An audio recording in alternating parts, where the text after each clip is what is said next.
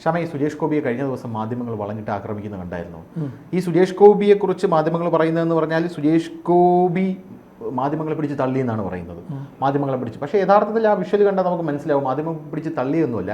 ഈ സുരേഷ് ഗോപി വരുമ്പോൾ മാധ്യമങ്ങൾ സുരേഷ് ഗോപിയെ അങ്ങ് പൊതിയുവാണ്, എന്നിട്ട് സുരേഷ് ഗോപിയുടെ വഴി തടയുവാണ്.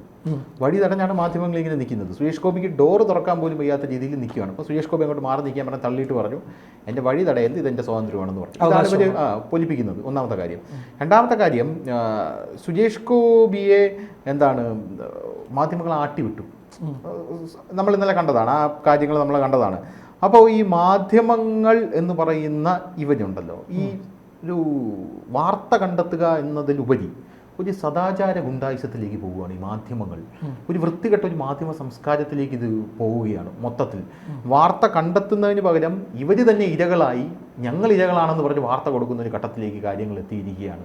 അതാണ് സുരേഷ് ഗോപി പറഞ്ഞത്, ഇത് നിങ്ങൾക്കുള്ള തീറ്റയാണെന്ന് എനിക്കറിയാമെന്ന രീതിയിൽ സുരേഷ് ഗോപി സംസാരിച്ചു. ഇതിലെ പ്രധാനപ്പെട്ട ഒരു പോയിന്റ് ഞാൻ പറഞ്ഞുതരാം, അവിടെ നമുക്ക് ചർച്ച ആരംഭിക്കാം. ജനങ്ങൾ സുരേഷ് ഗോപിയുടെ കൂടെയാണ്. അതെ, ഞാൻ വെറുതെ പറയുന്നതല്ല, സീരിയസ്ലി പറയുന്നതാണ്. സോഷ്യൽ മീഡിയ ഏത് ആപ്പ് വേണോ എടുത്ത് നോക്കിയോ, ഇൻസ്റ്റാഗ്രാം, ഫേസ്ബുക്ക്, വാട്സപ്പ്, അല്ലെങ്കിൽ ഏത് ആപ്പ് വേണോ എടുത്ത് നോക്കിയോ, അതിൻ്റെ താഴെ ഈ വീഡിയോയുടെ താഴെയുള്ള കമൻറ്റ് പരിശോധിച്ച് ചോദിക്കോ, ഭൂരിഭാഗം കമൻറ്റുകളും സുരേഷ് ഗോപിക്ക് അനുകൂലമാണ്. ഈവൻ സുഡാപ്പികൾ പോലും സുരേഷ് ഗോപിയെ പ്രകീർത്തിക്കുകയാണ്, 2 എണ്ണം കിട്ടണമെന്ന് പറഞ്ഞുകൊണ്ട്. കാരണം അമ്മാതിരി സദാചാര പോലീസിങ്ങാണ് ഈ മാധ്യമങ്ങൾ സിനിമാക്കാർക്ക് നേരെ നടത്തിക്കൊണ്ടിരിക്കുന്നത്. രണ്ടാമത്തെ കാര്യം, രാഷ്ട്രീയ നേതാക്കൾക്കെതിരെ ഇത് പറയാൻ താല്പര്യമില്ലെങ്കിൽ താല്പര്യമില്ല. സുരേഷ് ഗോപി പോട്ടെ, പോകുമ്പോൾ നിങ്ങൾക്ക് സുരേഷ് ഗോപി മറുപടി പറഞ്ഞില്ല, സുരേഷ് ഗോപി ഒരു ഊളയാണെന്ന് വേണമെങ്കിൽ നിങ്ങൾക്ക് പറയാമല്ലോ, നിങ്ങൾ അങ്ങനെ എഴുതി പിടിപ്പിക്കുന്നവരാണല്ലോ. പക്ഷെ അതല്ല, ഇത് വഴി തടഞ്ഞു നിർത്തി സംസാരിക്കുകയാണ്. എന്താണ് ഇതിൻ്റെയൊക്കെ ഒരു അർത്ഥം? ഇന്നിപ്പോൾ ദില്ലി വിമാനത്താവളത്തിൽ അദ്ദേഹം ഇറങ്ങിയപ്പോൾ അവിടെയും കൂട്ടത്തോടെ പടയായിട്ട് ചെന്നു. അദ്ദേഹം ഫോണിൽ സംസാരിച്ചുകൊണ്ടിരിക്കവേ അദ്ദേഹത്തോട് ലൗഡ് സ്പീക്കറായിട്ട് സംസാരിച്ച് നടന്നു പോവുകയാണ്. അപ്പോൾ അദ്ദേഹത്തോട് ചോദ്യം ചോദിച്ചു. അദ്ദേഹം അത് കേൾക്കാത്ത രീതിയിൽ പോയി വാഹനത്തിൽ കയറി. അപ്പോൾ അത് ഇന്നിപ്പോൾ അവരുടെ ദില്ലിയിലായതുകൊണ്ട് അവർ പോലീസ് കറക്റ്റായിട്ട് കൈകാര്യം ചെയ്തു. കാര്യം ചോദിക്കട്ടെ, സുരേഷ് ഗോപി ഇങ്ങനെ നടന്നു വരുമ്പോൾ ഈ മാധ്യമപ്രവർത്തകർ ഓടി വരികയാണ്, സുരേഷ് ഗോപിയെ തടയാനായിട്ട് ശ്രമിക്കുകയാണ്, ബൈറ്റ് വയ്ക്കാൻ ഇത് വരുന്നത് തടയാനായിട്ട് ശ്രമിക്കുകയാണ്. സുരേഷ് ഗോപിക്ക് ചുറ്റും ഒരു Z കാറ്റഗറി സുരക്ഷ ഏർപ്പെടുത്തി കഴിഞ്ഞാൽ, ഈ മാധ്യമങ്ങൾ അവരെ തല്ലിക്കഴിഞ്ഞാൽ ആർക്കെങ്കിലും കുറ്റം പറയാൻ പറ്റുമോ? ഇല്ല. പോരാ തന്നെ സുരേഷ് ഗോപിക്ക് നേരെ മീഡിയ വണ്ണിൻ്റെ ആ ഒരു അവതാരകൻ നടത്തിയ ഒരു ചേഷ്ടയുണ്ടല്ലോ, അത് വലിയ രീതിയിൽ ചർച്ചയായിട്ടുമുണ്ട്. അപ്പോൾ അങ്ങനെ ഒരു മാധ്യമങ്ങളെ കൈകാര്യം ചെയ്താൽ അതിന് ആർക്കെങ്കിലും കുറ്റം പറയാൻ പറ്റുമോ? കേരളത്തിലുള്ള ജനങ്ങൾ സന്തോഷിക്കില്ലേ? ടു ബി ഫ്രാങ്ക് ഞാൻ ചോദിക്കാം. തീർച്ചയായും. ഇപ്പോൾ ദില്ലി വിമാനത്താവളത്തിൽ CSF ആണ് നിൽക്കുന്നത്. CSFകാർ അവർ നടന്നു വന്നപ്പോൾ അദ്ദേഹം അവരുടെ ഇടയിൽ കൂടെ അദ്ദേഹം നടന്നു വന്നു. അപ്പോൾ അദ്ദേഹത്തെ പൊതിഞ്ഞു. പക്ഷേ ഇന്നലത്തെ പോലെയുള്ള ഒരു അറ്റാക്ക് സംഭവിച്ചില്ല. ഇന്നലെ അത് ഭീകരമാണ്, അത് മോശമാണ് കാണിച്ചത്. അല്ല, അയാൾ പറയാനുള്ള കാര്യങ്ങൾ അയാൾ പറഞ്ഞു രാവിലെ പറഞ്ഞു, അവർ വീണ്ടും പോകുന്നത്. അതെനിക്ക് മനസ്സിലായി, അതാണ് ഇവരുടെ അജണ്ട. അയാൾ കൃത്യവും വ്യക്തവും സ്പഷ്ടവുമായിട്ട് പറഞ്ഞു. അതെ അതെ, പറച്ചിലിനോട് നമുക്ക് വേണമെങ്കിൽ വിയോജിക്കാം. കാരണം എനിക്ക് അതിലൊരു വിയോജിപ്പുള്ളത്, സുരേഷ് ഗോപിക്ക് നേരെ ഈ മാധ്യമങ്ങൾ തന്നെ കെട്ടിച്ചമച്ച ഒരു കേസ് കൊണ്ടുവന്നപ്പോൾ ഈ മുകേഷും ഗണേഷ് കുമാറും ഒന്നും മിണ്ടിയില്ല. അപ്പോൾ സുരേഷ് ഗോപിക്ക് വേണമെങ്കിൽ മുകേഷിന്റെ കാര്യത്തിൽ എന്തോന്നാണ്, നമ്മുടെ ജയശങ്കർ സാർ രാവിലത്തെ അദ്ദേഹത്തിന്റെ ടോക്കിൽ പറഞ്ഞു, കള്ളപ്പന്നി എനിക്ക് വേണമെങ്കിൽ 2 കിട്ടട്ടെന്ന് പറഞ്ഞ മിണ്ടായിരിക്കും. പക്ഷേ സുരേഷ് ഗോപിയുടെ മാന്യത നോക്കിയേ, മുകേഷിന് വേണ്ടിയിട്ടാണ് സുരേഷ് ഗോപി സംസാരിക്കുന്നത്. മുകേഷ് ഒരു ആർട്ടിസ്റ്റാണ്, ആർട്ടിസ്റ്റുകളുടെ സംഘടനയാണ്, സുരേഷ് ഗോപി കൂടെ ഭാഗഭാക്കായ ഒരു സംഘടനയാണെന്ന രീതിയിലാണ് സുരേഷ് ഗോപി അവിടെ സംസാരിച്ചത്. അതൊരു അദ്ദേഹത്തിന്റെ ഒരു വലിയൊരു ക്വാളിറ്റിയാണെന്ന് ഞാൻ പറയും.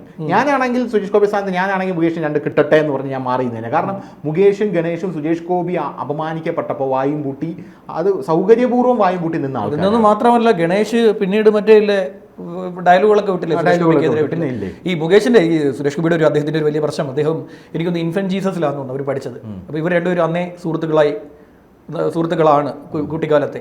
അപ്പോൾ അദ്ദേഹത്തിന്റെ സുഹൃത്തായതുകൊണ്ടാണോ ഇപ്പോൾ അദ്ദേഹം സംസാരിച്ചത്? ഒരു പക്ഷേ ഈ സംഘടനയോടുള്ള താല്പര്യമായിരിക്കും, ചിലപ്പോൾ സുഹൃത്തിനോടുള്ള താല്പര്യമായിരിക്കും. അതിൽ അദ്ദേഹം ചില കാര്യങ്ങൾ പറയുന്നതിൽ അദ്ദേഹം ഒരു ഇത് കാണിക്കുന്നുണ്ട്. പിന്നെ അദ്ദേഹത്തിന് സംസാരിക്കണത് മുകേഷിനെതിരെ സംസാരിക്കാം, മുകേഷിനെതിരെയൊക്കെ സപ്പോർട്ട് ചെയ്യാൻ പോരുത്. സുരേഷ് ഗോപി സപ്പോർട്ട് ചെയ്യാൻ പോകേണ്ട കാര്യമില്ല. കാര്യം ധനുഷ് പറഞ്ഞതുപോലെ തന്നെ എത്ര അടുത്ത സുഹൃത്തായിട്ടും സുരേഷ് ഗോപിക്ക് ഒരു പ്രശ്നം വന്നപ്പോൾ ഈ മുകേഷ് വായും പൊത്തിയിരുന്ന് കളഞ്ഞു. ഒരു വാക്ക് അദ്ദേഹത്തെ അനുകൂലിച്ച്, അല്ല സുരേഷ് ഗോപി അങ്ങനെ ചെയ്യുന്ന ഒരാളല്ല, അദ്ദേഹത്തിനെതിരെ ഒരു വനിതാ മാധ്യമപ്രവർത്തകയെ തടവി എന്ന രീതിയിൽ ഒരു കേസ് വരികയും അദ്ദേഹത്തെ പോലീസ് സ്റ്റേഷനിൽ വിളിച്ചു വരുത്തി ചോദ്യം ചെയ്യുകയൊക്കെ ചെയ്തപ്പോൾ മുകേഷ് ഒരു തവണ പോലും പറഞ്ഞിട്ടില്ല അത് സുരേഷ് ഗോപി അങ്ങനെ ഒരാളല്ല. പൊതുസമൂഹം പറഞ്ഞു സുരേഷ് ഗോപി അങ്ങനെ ഒരാളല്ല, അങ്ങനെ പ്രവർത്തിക്കുന്ന ഒരാളല്ല, അങ്ങനെ ചിന്തിക്കുന്ന ഒരാളല്ല എന്ന് പറഞ്ഞപ്പോൾ ഈ ഗണേഷ് മാക്സിമം ആക്രമിക്കാനാണ് അത് പിന്നെ ഒരു ധാർമ്മികത ഇല്ലാത്ത ഒരാളാണ്, ധാർമ്മികതയോ ഒന്നുമില്ലാത്ത ഒരാളാണ് ഈ ഗണേഷ് കുമാർ എന്ന് പറയുന്നത്. അദ്ദേഹം സ്വന്തമായി ഉണ്ടാക്കിയെടുക്കുന്ന ഒരു ഹൈപ്പും കുറേ ഇതും കാര്യങ്ങളും അല്ലാണ്ട് അദ്ദേഹത്തെ തപ്പിപ്പോയി കഴിഞ്ഞാൽ നമുക്ക് ഒരുപാട് കഥകൾ അറിയാൻ പറ്റുന്ന ഒരാളാണ്. ഇപ്പോൾ ഈ മാധ്യമങ്ങൾ ചെയ്യുന്നത്, ഇന്നലെ തൃശ്ശൂർ കാണിച്ചത്, ആദ്യം രാവിലെ അദ്ദേഹത്തിൻ്റെ ഓഫീസിന് മുന്നിൽ വെച്ച് തടഞ്ഞു. അത് അദ്ദേഹം അന്നേരം സംസാരിച്ചു പോയി. പിന്നെ മറ്റേ ഇവിടെ അവിടുത്തെ ഗസ്റ്റ് ഹൗസിൽ രാമനിലയത്തിൽ പോയി, രാമനിലയത്തിൽ ചെന്ന് തടഞ്ഞു. അപ്പോഴാണ് അദ്ദേഹം ഈ പറയുന്ന പോലെ ഒരു മാധ്യമ പ്രവർത്തകന്റെ മൈക്ക് തള്ളി മാറ്റേണ്ടി വന്നു. അദ്ദേഹത്തിന് വഴി തടസ്സപ്പെടുത്തി. അത് മാത്രമല്ല, അദ്ദേഹത്തെ പ്രൊവോക്ക് ചെയ്യാൻ ശ്രമിക്കുകയാണ്. നിങ്ങൾ ഇതൊക്കെ സിനിമയിൽ മതി കേട്ടോ എന്നൊക്കെ വിളിച്ചു പറഞ്ഞു. ഗുണ്ടായിസം നമ്മളിത് ആരോടും അങ്ങനെ പിന്നെ എന്താ പറയുക, നമ്മൾ അങ്ങോട്ട് ചെന്ന് കയറുന്ന, അവർ വിളിച്ചു വരുത്തുന്നതല്ല. അവർ വിളിച്ചു വരുത്തുന്നതാണെങ്കിൽ ഓക്കെ, അവർ വിളിച്ചു വരുത്തി നമ്മളെ അപമാനിക്കുകയാണെങ്കിൽ അത് നമുക്ക്. മോഹൻലാലിന്റെ ശ്രദ്ധ സിനിമ കണ്ടിട്ടുണ്ടോ? ശ്രദ്ധയല്ല, പ്രജയ്ക്കകത്ത് കേരള ഭൂമി എന്ന് പറഞ്ഞൊരു പത്രമുണ്ട്. മാമേൽ വക്കച്ചൻ എന്ന് പറഞ്ഞൊരു ക്യാരക്ടർ ഉണ്ട് അതിനകത്ത്.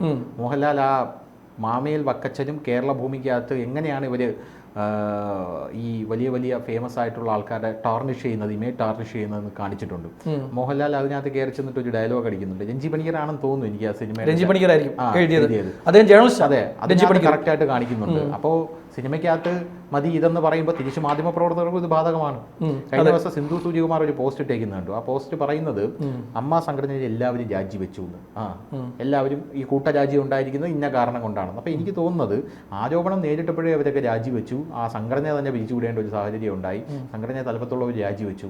സിന്ധു സൂര്യകുമാർ ഒരു പോക്സോ കേസിലെ പ്രതിയാണ്. അവർ രാജിവെച്ചോ? ചോദിക്കേണ്ട ചോദ്യങ്ങളാണ്. അവർ രാജിവെച്ചില്ലല്ലോ. ഇന്നലെ മറ്റേ അപർണ കുറുപ്പ് ധർമ്മജന്റെ കേസിൽ അവര് മറ്റേ നമ്മുടെ KUWJ പത്രക്കുറിപ്പ് ഇറക്കിയിരിക്കുക. അത് കണ്ടായിരുന്നു ഷാമു? ഞാൻ കണ്ടായിരുന്നു. KUWJ പത്രക്കുറിപ്പ് ഇറക്കിയിട്ട് ആ പത്രക്കുറിപ്പിനായിട്ട് പറയുന്നത്, ആ പത്രക്കുറിപ്പ് എൻ്റെ കയ്യിരിക്കുന്നത്, ആ പത്രക്കുറിപ്പിനകത്ത് ഏറ്റവും താഴെ എന്താണ്, നമ്മുടെ കേരള പത്രപ്രവർത്തക യൂണിയൻസ് പ്രസിഡന്റ് MV വിനീതയും ജനറൽ സെക്രട്ടറി R കിരൺ ബാബുവും ആവശ്യപ്പെട്ടു എന്ന്. എന്തോ രാഷ്ട്രീയ പ്രവർത്തകൻ കൂടിയായ ധർമ്മജൻ തെറ്റ് അംഗീകരിച്ച് പരസ്യമായി മാപ്പ് പറയണമെന്ന്. കിരൺ ബാബു ആരാ? അദ്ദേഹത്തിനെതിരെ ഒരു കേസുണ്ട്. അവൻ രാജിവെച്ചില്ല. ഇതെല്ലാം നമ്മുടെ കേരളത്തിലെ മാധ്യമങ്ങളുടെ തൊഴിലിടങ്ങളിൽ ഇത് നടക്കുന്നുണ്ട്. അവരൊന്നും രാജിവെച്ചിട്ട് നാളെ ഇവിടെ നമ്മുടെ കേരള സർക്കാർ ഒരു ബില്ല് കൊണ്ടുവരികയാണ്, അല്ലെങ്കിൽ ബില്ല് കൊണ്ടെന്ന് പറഞ്ഞാൽ നിങ്ങൾ ഇനി മുതൽ ഈ പൊതുപ്രവർത്തകർ, അതായത് മന്ത്രിമാരായിട്ട് ഇരിക്കുന്ന ആൾക്കാരുണ്ടല്ലോ, അവരുടെ സെക്യൂരിറ്റിയുടെ ഭാഗമായിട്ട് നിങ്ങൾ ഇനി മുതൽ അവരുടെ ഇത്ര അടി മാറിയേ നിൽക്കാൻ പറ്റുള്ളൂ എന്നൊരു ബില്ല് കൊണ്ടുവന്നാൽ ഇവർ പെട്ടോ? ഒന്നാമത്തെ കാര്യം. രണ്ടാമത്തെ കാര്യം എന്ന് പറഞ്ഞു കഴിഞ്ഞാലും ഈ മാധ്യമപ്രവർത്തകരുടെ മാധ്യമ സ്ഥാപനങ്ങളിൽ നടക്കുന്ന ഇത്തരത്തിലുള്ള അഴിമതിയും കാര്യങ്ങളും എല്ലാം സർക്കാർ പൊക്കിയെടുക്കാൻ നിന്ന് കഴിഞ്ഞാൽ ഇവർ പെട്ടോ?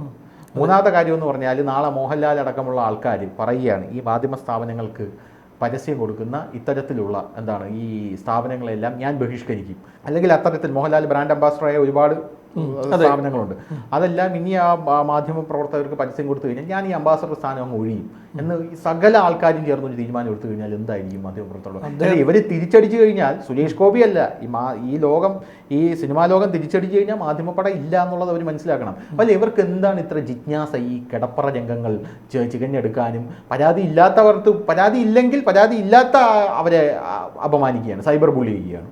പരാതി ഉള്ളവരെ ഇരയായിട്ട് ചിത്രീകരിക്കുന്നു. ഇനി മാധ്യമപ്രവർത്തകരും കൂടെ ഇതിനകത്ത് ഇരയാവാനായിട്ട് നോക്കുകയാണ്. അവർ നമ്മൾ അപമാനിച്ചു എന്ന് പറഞ്ഞു. എന്തൊരു വൃത്തികെട്ട രീതിയിലാണ് ഇത് പോകുന്നതെന്നാണ് ഞാൻ മനസ്സിലാക്കുന്നത്. അല്ല, ഇതിപ്പം നമ്മുടെ കൂടെ യൂണിയൻ ആയിരുന്നു. ഞാനിത് ഏതാണ്ട് 10 വർഷത്തോളം അംഗമായിരുന്നു KWJ. അപ്പോൾ Kerala union of working journalist. അപ്പോൾ എല്ലാ കാലത്തും അവരെടുത്തിരിക്കുന്ന നിലപാട് ഈ പറയുന്ന പോലെ പിന്നെ ഇതിന് എതിരായിട്ടാണ്. അതായത് ഇടതുപക്ഷത്തെ സംരക്ഷിക്കുക, ബാക്കിയുള്ള പക്ഷങ്ങളെയെല്ലാം അവർക്കെതിരായി സംസാരിക്കുക. ഹൃദയപക്ഷം. അതെ. എന്നോടൊരു വലിയ ഒരു നേതാവ് ഒരിക്കൽ ഞാൻ ക്യാമറയുമായി ഇങ്ങനെ നിൽക്കുമ്പോൾ, ക്യാമറമാനുണ്ട്, ഞാൻ ക്യാമറയുണ്ട്, ഞങ്ങളൊരു വേറൊരു വിഷയത്തിൽ ഷൂട്ട് ചെയ്യുമ്പോൾ അടുത്ത് വന്നിട്ട് പറയുന്നു, അദ്ദേഹം എന്നോട് പറഞ്ഞ ഡയലോഗ്, ഈ ജഡ്ജിമാർക്ക് പോലും വീട്ടിൽ രാത്രി കിടന്ന് ഉറങ്ങാൻ പറ്റാത്ത കാലമാണ്, നീ ഒന്ന് ഓർത്ത് വെച്ചോളാൻ പറഞ്ഞു. ഞാനത് എന്ത് വെച്ച് കഴിഞ്ഞാൽ വളരെ സീരിയസ് ആയിട്ടാണ് അദ്ദേഹം വളരെ സൈഡിൽ വന്ന് എൻ്റെ മുഖത്തൂല് നോക്കാതെ എൻ്റെ സൈഡിൽ നിന്നിട്ടാണ് അദ്ദേഹം എന്നോട് ആ ഡയലോഗ് പറഞ്ഞത്. അപ്പോൾ ഞാനെന്തെന്ന് വെച്ച് കഴിഞ്ഞാൽ ഞാൻ പിന്നെ സംഘടനയ്ക്കും പരാതി കൊടുത്തു, പോലീസിലും പരാതി കൊടുത്തു. പക്ഷേ അത് കേസെടുത്തില്ല. ഞാൻ രസീത് വാങ്ങി വെച്ചതേ ഉള്ളൂ. കേസെടുക്കണമെന്ന് എനിക്ക് നിർബന്ധമൊന്നുമില്ല. ഇത് അവിടെ കിടക്കട്ടെന്ന് വിചാരിച്ചു. കാര്യം തെളിവ് വേണമല്ലോ. അല്ലെ പിന്നെ SP പ്രദീപിൻ്റെ കാര്യം പറഞ്ഞതുപോലെ എസ് വി പ്രദീപിൻ്റെ ഒക്കെ കാര്യം പറഞ്ഞതുപോലെ ആളില്ല, പേരില്ല, ആര് ചെയ്തു, ആരാ ഇത് പ്രവൃത്തി ചെയ്തതെന്ന് ഇന്നുവരെ കണ്ടുപിടിച്ചിട്ടില്ല. അതിൻ്റെ ഉദ്ദേശം എന്തായിരുന്നു എന്നുള്ളത്.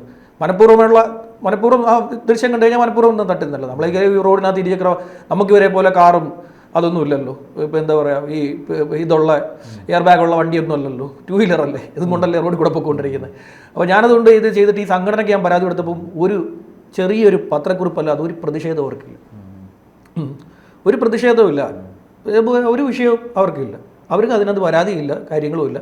പിന്നെ അന്നകത്തൊരു പവർ ഗ്രൂപ്പ് ഉണ്ട്, KUWJ. അതെ, അവർക്കൊരു ആ പവർ ഗ്രൂപ്പിലുള്ള ആൾക്കാർക്ക് എന്തെങ്കിലും വന്നാലേ ഇവർ പന്തം കൊളുത്തി റോഡിലോട്ട് ഇറങ്ങും. അതെ, അത് ഗുരുതരമായിട്ടുള്ള ഒരു ഭീഷണിയായിരുന്നു അത്. അന്നത്തെ ഒരു ഗുരുതരമായിട്ടുള്ള ഭീഷണി. എന്നോട് പറഞ്ഞത് ജഡ്ജിമാർക്ക് പോലും വീട്ടിൽ കിടന്ന് ഉറങ്ങാൻ പറ്റാത്ത കാലമാണ്, നീ ഇതൊന്ന് ഓർത്തു വെച്ചേക്കാൻ പറഞ്ഞു. അത് ഭീഷണിപ്പെടുത്തുന്ന ആളും വലിയ കക്ഷിക്കാരൻ. അങ്ങനെ പിന്നെ അത് പിന്നെ ആ ലെവലിലങ്ങ് പോയി. ഇവരെപ്പോഴും ഇങ്ങനെയുള്ള കുറച്ച് നിലപാടുകൾ സ്വീകരിച്ചിരിക്കുകയാണ്. ഇതിപ്പോൾ ഇവരുടെ ഒരു അജണ്ടയാണ് ഈ മാധ്യമപ്രവർത്തകരുടെ. തൃശ്ശൂരിൽ കൃത്യമായിട്ട് തൃശ്ശൂരിൽ നല്ല കേരളത്തിലെമ്പാടും മാധ്യമപ്രവർത്തകർ വെച്ചിരിക്കുന്ന ഒരു അജണ്ട സുരേഷ് ഗോപി എന്ന് പറയുന്ന വ്യക്തിത്വത്തെ ഇടിച്ചു പൊടിച്ച് കളയുക. ഇതിപ്പോൾ സുരേഷ് ഗോപിയോട് ചോദിക്കേണ്ട ചോദ്യമല്ല. അദ്ദേഹം പറയുന്ന ഒരു കാര്യം, അദ്ദേഹം ഇപ്പോൾ അമ്മയുടെ കൃത്യമായ ഒരു ഭാരവാഹിത്വത്തിലില്ല. എക്സിക്യൂട്ടീവ് കമ്മിറ്റി 17 പേരാണ്. ആ 17 പേരോട് ചോദിക്കണം. ഇന്നലെ ഉച്ചക്കല്ലേ അത് രാജിവെച്ചത്. ഇന്നലെ രാവിലെ അല്ലേ ഇവർക്ക് കൊണ്ടുപോയി സുരേഷ് ഗോപിയായിട്ട് പ്രശ്നം ഉണ്ടാക്കിയത്. ഉച്ച കഴിഞ്ഞിട്ടാണ് അമ്മ പിരിച്ചുവിട്ടത്, അമ്മയുടെ എക്സിക്യൂട്ടീവ് കമ്മിറ്റി പിരിച്ചുവിട്ടത്. അവരെയൊക്കെ പിടിക്കടേ നിങ്ങൾ. അവരെയൊക്കെ പിടിച്ചു നിർത്തിയിട്ട് എക്സിക്യൂട്ടീവ് കമ്മിറ്റി ഇരിക്കുന്നവരെ പിടിച്ചു നിർത്ത്. അമ്മയുടെ പ്രസിഡന്റ് മോഹൻലാലിനെ എടുത്ത് ചോദ്യം വേണ്ട, ഫെഫ്ക എന്തിനും പ്രതികരിക്കുമല്ലോ. ഉണ്ണികൃഷ്ണൻ ലോകത്തിന് താഴെയുള്ള സൂര്യന് താഴെയുള്ള എല്ലാ വിഷയങ്ങളിലും പ്രതികരിക്കുന്ന ഒരാളാണ് ഉണ്ണികൃഷ്ണനെ പിടിയുടെ ഉണ്ണികൃഷ്ണനെ പിടിച്ചു നിർത്തിയിട്ട് നിങ്ങൾ പിടിച്ചു നിർത്തി ചോദ്യം. അല്ലെങ്കിൽ എപ്പോഴും കാണുമല്ലോ, ഞാൻ എപ്പോഴും കാണുന്ന ഒരാളാണ് ഈ ഉണ്ണികൃഷ്ണൻ.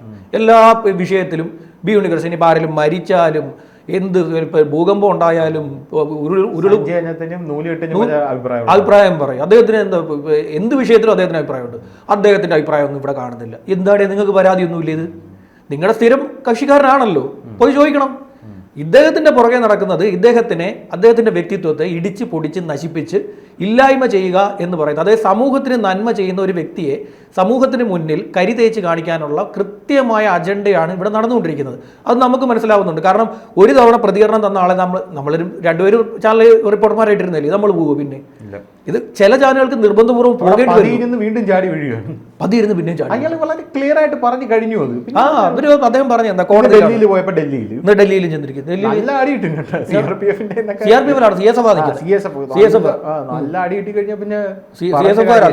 ഇരിക്കുന്നത് തോക്കും കൊണ്ടാണ്, പാത്തിയും കൊണ്ട് അടി ഒരെണ്ണം തട്ടി കിട്ടുകൊടുത്തു കഴിഞ്ഞാണ്ടല്ലോ, ബൈക്കും തല്ലി പൊടിച്ച് കളഞ്ഞു കഴിഞ്ഞാണ്ടല്ലോ.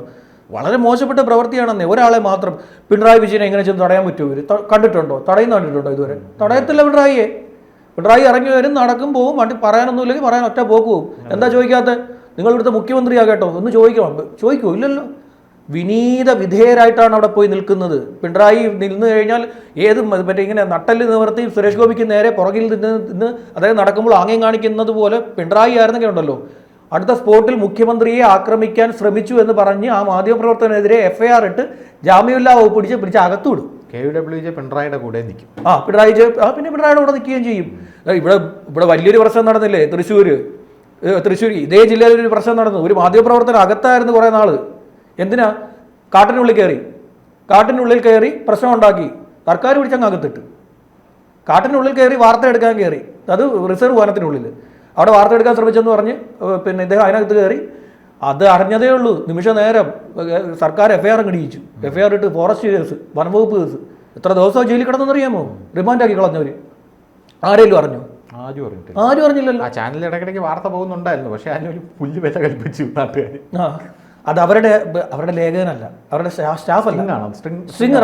പ്രാദേശികമായിട്ടുള്ള ഒരു ഒരു അജ്ഞതയാണ്. ഈ സ്ട്രിങ്ങർമാർക്ക് പലപ്പോഴും ഈ യഥാർത്ഥത്തിലുള്ള മാധ്യമപ്രവർത്തകരുടെ പണി അറിയില്ല. അവർക്ക് പ്രധാനമായിട്ട് അവർക്ക് വിഷ്വൽ എടുത്ത് തരിക എന്നുള്ളതാണ് അവരുടെ പണി എന്ന് പറയുന്നത് മെയിൻ ആയിട്ടും. ഫോട്ടോഗ്രാഫർമാരൊക്കെ ഇക്കയെ കുറിച്ച് പറഞ്ഞില്ലേ? ഇക്കയ്ക്ക് എങ്ങനെ സർട്ടിഫിക്കറ്റ് ജേണൽ സെന്റർ സർട്ടിഫിക്കറ്റ് കിട്ടി എങ്ങനെയാണെന്ന് ഞാൻ പറഞ്ഞില്ല. ഇക്ക വണ്ടി അവിടെ റോഡിൽ വാങ്ങിക്കുറഞ്ഞ് നോക്കിയിരുന്നപ്പോൾ വണ്ടി ഇടിച്ച് പറയുമ്പോൾ ഈ കമ്മിറ്റി റിപ്പോർട്ട് കൊണ്ട് ഇക്കയെ കണ്ടിട്ടില്ലല്ലോ. ഇക്ക ഇവരെ ഇടയിലെല്ലാം കിടന്ന് വരവുന്ന ഇക്കയെ കുറിച്ച് യാതൊരു വിവരമില്ല. ഇക്ക അമ്മയുടെ ഔദ്യോഗിക വക്താവാണെന്നുള്ള രീതിയിലാണ് ഇക്ക ജീവിക്കുന്നത്. ഇക്ക അവിടെ അവരുടെ കൂടെ പോകുന്നു. ഇക്ക എല്ലാവരും ആട്ടുന്നെങ്കിലും ഇക്കയ്ക്ക് ഒരു ആന്റണി പെരുമ്പാവൂരാവാനുള്ള ശ്രമത്തിൽ ഏതെങ്കിലും ഒരു നടനെ കുപ്പിയിലാക്കി